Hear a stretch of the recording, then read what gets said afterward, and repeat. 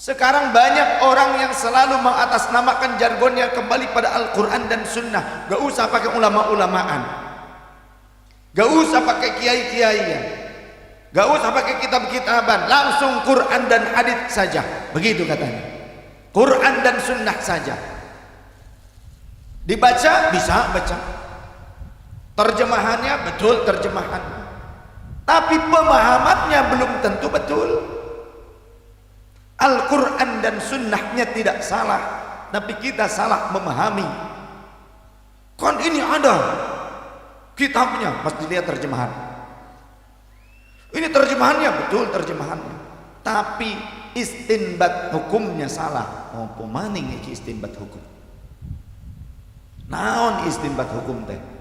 Istinbat hukum itu menetapkan hukum, berfatwa, menyimpulkan satu hukum dari Al-Quran dan Sunnah. Ini ada syaratnya, wahai saudara-saudariku. Memang Al-Qurannya betul, Sunnahnya betul, tapi kita harus paham tentang berbagai macam cabang ilmu yang berkenaan dengan istinbat hukum. Gak cukup tajwidnya saja, gak cukup tahsinul Qur'annya saja, tidak cukup terjemahan Quran dan haditsnya saja. Kita harus tahu contoh Quran, kita harus paham tentang asbabun nuzul ayat. Oh gampang, kita cari kitab asbabun nuzul. Asbabun nuzul itu hadits yang menjelaskan tentang turunnya ayat tersebut. Kita juga harus mempelajari ilmu hadits, ilmu mustalahatul ahadits. Kita harus mengetahui biografi para perawi hadits, masuk ke dalam kategori thiqah ataupun yang lainnya, majhulkah, matrukah, termasuk perawi hasan atau thiqah ataupun majhul ataupun marfu, perawi yang mana. Hadis pun tidak hanya sebatas sahih, dhaif dan maudhu saja. Ada mu'an'an, musalsal, mudallas, gharib, marfu, sahih juga sahih li ghairihi, ada hasan li ghairihi, ada hasan sahih, ada mutawatirah, macam-macam banyak itu hadis. Kita harus pelajari juga ilmu mustalahatul ahadits. Kemudian ilmu rijalul hadis. Kita harus baca tentang biografi para perawi hadis, hanya untuk mengetahui tentang asbabun nuzul ayat Al-Quran. Belum lagi nanti tentang ilmu nasikh mansukh, mansukhul ayah bil ayah, mansukhul ayah bis sunnah, mansukhus sunnah bil ayah, mansukhus sunnah bis sunnah.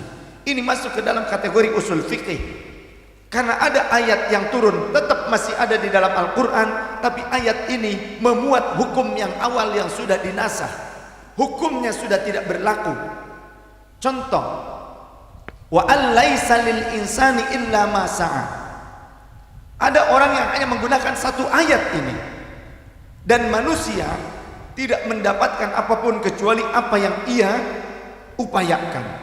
Sehingga ayat ini oleh sebagian orang yang salah paham dijadikan dalil untuk menafikan, meniadakan manfaat daripada bacaan Al-Quran untuk mayat, menghilangkan manfaat doa dari orang lain kepada sesama muslim yang sudah wafat, hanya karena satu ayat ini yang ia membaca terjemahannya betul, ayatnya betul, letak ayatnya juga betul, tapi yang enggak betul memahaminya. Jangan satu ayat, di ayat ini ada lafaz waw awalnya, wa allaisa lil insani illa ma sa'a. Wawnya waw apa? Waw ataf. Waw ataf ini tergantung maktuf alaihnya. Artinya ayat ini masih punya korelasi, masih ada sambungan dengan ayat-ayat sebelumnya. Ayat ini adik bungsunya, ada kakak-kakaknya di atasnya. Coba baca dari ayat 36. Am lam yunabba bima fi suhufi Musa wa Ibrahim alladhi waffa alla taziru waziratu wizra ukhra wa allaysa lil insani illa ma sa'a. Itu yang dibaca. Satu kesatuan hukum yang turun kepada siapa? Am lam yunabba bima fi suhufi Musa. Apakah engkau tidak membaca dengan sesuatu yang ada di dalam suhufnya Nabi Musa, aturan-aturan Allah yang termaksud maktub di dalam kitab-kitab yang diturunkan kepada Nabi Musa, wa Ibrahim alladzi waffa, dan yang diturunkan suhuf itu kepada Nabi Ibrahim yang jujur, yang memenuhi janjinya. Allah taziru waziratu wizra ukhra. Di dalam kitab tersebut, di dalam aturan Allah yang turun kepada Nabi Musa dan Nabi Ibrahim untuk umatnya, seseorang tidak menanggung dosa dari dosa orang lain. Wa allaisa lil insani illa ma sa'a, dan seseorang tidak akan mendapatkan apapun kecuali yang telah ia upayakan, tidak akan mendapatkan pahala dari orang lain. Ini ketetapan untuk umat Nabi Musa dan Nabi Ibrahim.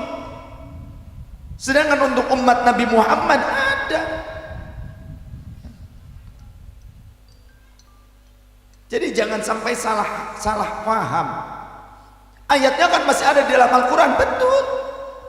Makanya harus ngerti ilmu nasikh mansukh. Ya. Walladzina amanu wattaba'athum dzurriyyatuhum biimanin alhaqna bihim dzurriyyatuhum. Surah At-Tur. Ini ketetapan untuk umat Nabi Muhammad, di mana mereka akan tetap disambungkan dengan zuriyahnya yang beriman. Jadi kalaupun orang yang beriman dari kalangan umat Nabi Muhammad sudah wafat, zuriyahnya soleh, mereka menghadiahkan pahala dari amal solehnya, maka sampai mana buktinya? Hadits Rasul sallallahu alaihi wasallam yang sahih banyak di antaranya. Ja'a rajulun ila Nabi sallallahu alaihi wasallam, datang seorang laki-laki dari kalangan sahabat kepada baginda Rasul, faqala, kemudian berkata, ya Rasulullah, inna ummi qad ubtulitat nafsuha, sungguhnya ibuku telah wafat. Apa yang fa'uha in tasaddaqtu anha, apakah bermanfaat jika aku bersedekah atas nama almarhumah ibuku? Faqala Nabi, maka baginda Rasul menjawab, na'am, ya, bermanfaat. Faqala, laki-laki itu berkata lagi, fa inna li makhrufan, aku punya sebidang kebun ya Rasul. Fa ushhiduka anni qad tasaddaqtu anha, maka aku mohon saksikan saat ini pula kebunku aku sedekahkan atas nama almarhumah ibuku. Hadisun sahihun, sahih Bukhari, Sunan Abi Daud, Sunan At-Tirmidzi, ada itu. Ya. Kemudian tentang haji, di mana beberapa sahabat datang kepada Rasul. Di satu riwayat ada seorang wanita datang kepada Rasul, ya Rasulullah, sungguhnya ibuku telah wafat. Apa ahujju anha, bolehkah aku berhaji atas nama ibuku almarhumah tersebut? Kata Rasulullah SAW, hujji anha, hajikan dia.